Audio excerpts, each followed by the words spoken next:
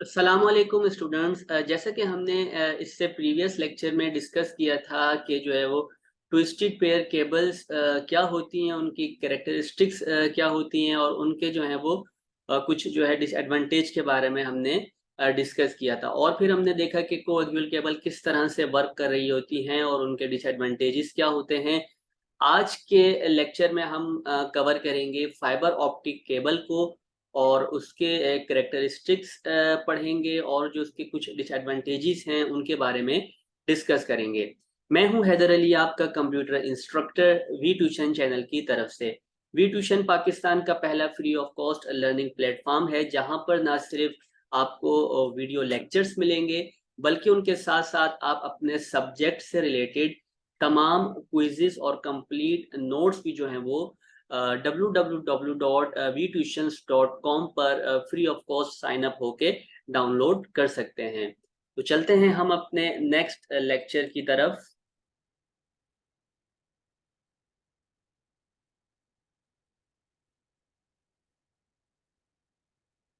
Chapter number 3 data communications, lecture number 7 है data communication media में part 2। हम आज डिस्कस करेंगे फाइबर ऑप्टिक केबल के बारे में, characteristics of fibre optic cable और disadvantages of fibre optic cable.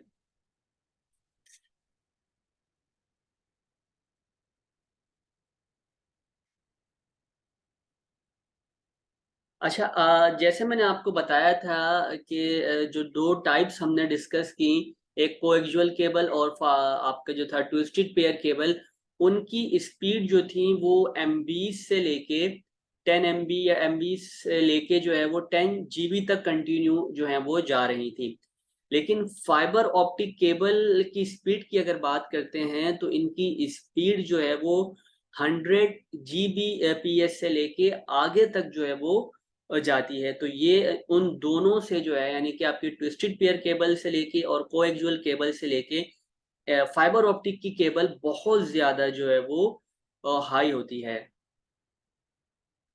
It is used to internet और लॉन्ग डिस्टेंसेस। इसको जो है वो इंटरनेट के लिए भी यूज किया जाता है और ज्यादातर जो आप लॉन्ग डिस्टेंस पर डेटा कम्युनिकेशंस, डेटा ट्रांसमिशंस कर रहे होते हैं, वहां पर भी जो है वो फाइबर ऑप्टिक केबल का यूज किया जाता है।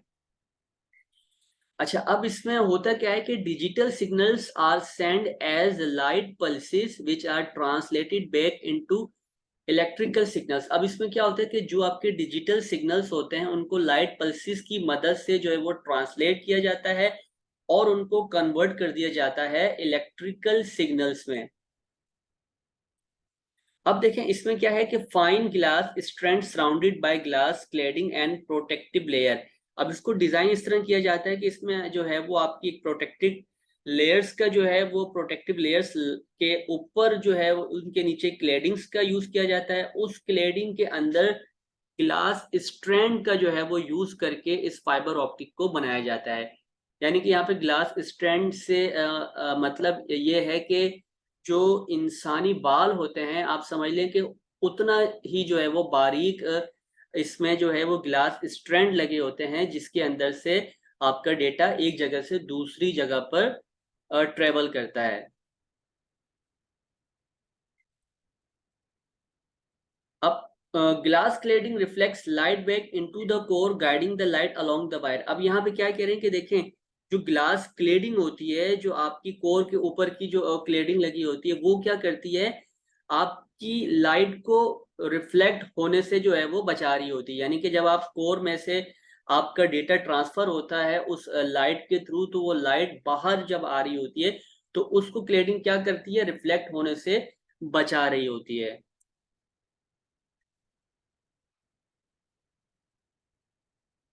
Thousands of transmission can be carried on a single strand। अब ये आप यहाँ पे देख रहे हैं कि इस कोर के अंदर से, अगर आप इस इमेज को जरा गौर से देखें,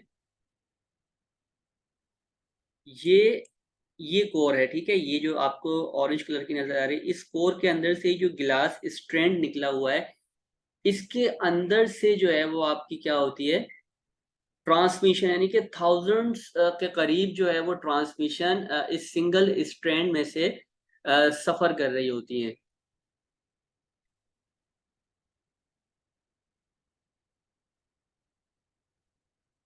अच्छा, अगर हम बात करते हैं कि ये जो है वो सिक्योर भी समझी जाती है डेटा ट्रेवल करने के लिए, और इसको सिग्नल लॉस्ट के अगर लिहाज से बात करें तो इसमें बहुत कम चांस होते हैं कि जो है वो सिग्नल्स जो हैं वो लॉस्ट हो जाएं। तो उस लिहाज से भी जो है इसको फाइबर ऑप्टिक्स केबल्स को ज़्यादातर जो है वो यूज़ किया जाता है।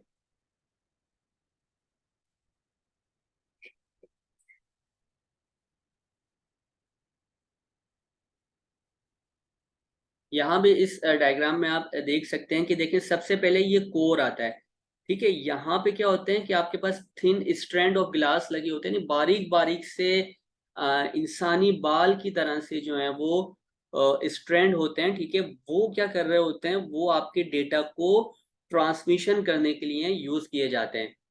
इसको हम कोर का नाम भी देते हैं। अब इस कोर के ऊपर क्या होती है, क्लेडिंग लगी होती है। ये क्लेडिंग क्या कर रही होती है कि जो लाइट इस थिन स्ट्रैंड में से आ रही होती है वो ठीक से ट्रेवल करे, और अगर वो ऊपर की तरफ मूव हो भी जाती है तो क्लेडिंग क्या करती है, उसको लाइट को रिफ्लेक्ट होने से जो है वो बचा रही होती है। फिर उसके ऊपर एक और कोटिंग होती है बफर कोटिंग के नाम से। इस तरह से जो है वो फाइबर ऑप्टिक्स को जो है वो डिजाइन किया जाता है।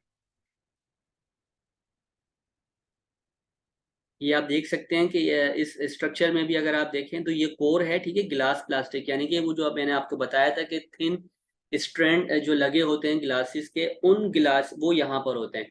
देन इसके ऊपर एक कोर होती है और फिर उसके ऊपर क्लेडिंग होती है ताकि वो लाइट रिफ्लेक्ट ना हो, और उसी कोर के अंदर से जो है वो और ट्रेवल कर सके। देन उसके ऊपर फिर इस कोटिंग का जो है वो बफर कोटिंग का यूज किया जाता है। इस इमेज में भी आप देख सकते हैं कि ये फाइबर ऑप्टिक केबल है। ये जो आपके पास बारीक सा तार आ रहा है, यानी बाल की तरह से जो है, इसको आप थिन स्ट्रैंड का भी नाम देते हैं। ये कोर है। ठीक है, इसके ऊपर ये जो ब्लू कलर की आप देख रहे हैं इसको कहते हैं क्लेडिंग। इसका काम मैंने आपको बताया कि जब लाइट आ रही होती है इस कोर में से तो वो बाहर की तरफ रिफ्लेक्ट ना हो, उससे प्रोटेक्ट के लिए जो है वो इस क्लेडिंग का यूज किया जाता है। देन क्या होता है, उसके ऊपर फिर एक और कोटिंग होती है। अब ये कोटिंग क्या, और ये कोटिंग क्या करती है, जो आपकी मैग्नेटिक वेव्स होती हैं, ठीक है, उनको अंदर तक पहुंचाने से महफूज रखने के लिए फिर इस कोटिंग का यूज किया जाता है। फिर उसके ऊपर एक स्ट्रेंथ मेंबर होता है, उसके ऊपर फिर आउटर जैकेट होती है। इस तरह से जो है वो उसको पूरे को जो है वो कवर करके फाइबर ऑप्टिक्स को जो है वो डिजाइन किया जाता है।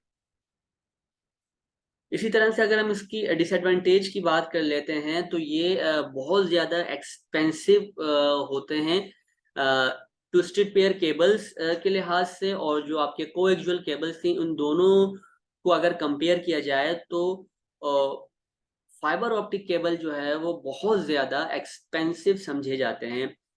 Number two, it is very difficult to install and modify. अच्छा, अब इसको इंस्टॉल करना हो तो हर कोई इसको इंस्टॉल नहीं कर सकता।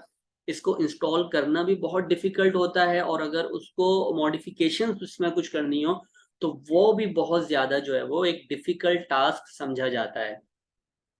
तो ये भी उसके एक डिसएडवांटेज में आ जाता है। Number three, fibre optic cables may not be compatible with all devices and may require additional equipment to be used effectively।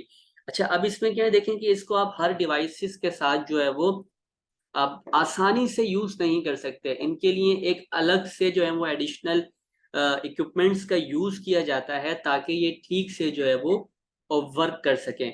तो ये उनके जो है वो कुछ डिसएडवांटेजेस में आ जाते हैं। तो ये था हमारा आज का लेक्चर जिसमें हमने डिस्कस किया कि फाइबर ऑप्टिक केबल्स क्या होती हैं। ठीक है, और उसके स्ट्रक्चर को डिस्कस किया कि कोर क्या होता है, क्लेडिंग क्या होती है, उसके ऊपर जो कोटिंग की गई जाती है वो क्यों की जाती है। स्पीड्स के बारे में हमने डिस्कस किया, कैरेक्टरिस्टिक्स के बारे में देखा कि उसमें ग्लास स्ट्रैंड लगाया जाता है, इंसानी बाल से भी बारीक जो हैं वो स्ट्रैंड होते हैं जिनकी मदद से डेटा एक जगह से दूसरी जगह पर मूव हो रहा होता है। तो ये था हमारा आज का लेक्चर। मिलते हैं इंशाल्लाह नेक्स्ट वीडियो में नेक्स्ट लेक्चर के साथ। तब तक अपना बहुत सारा ख्याल रखिएगा। अल्लाह हाफिज।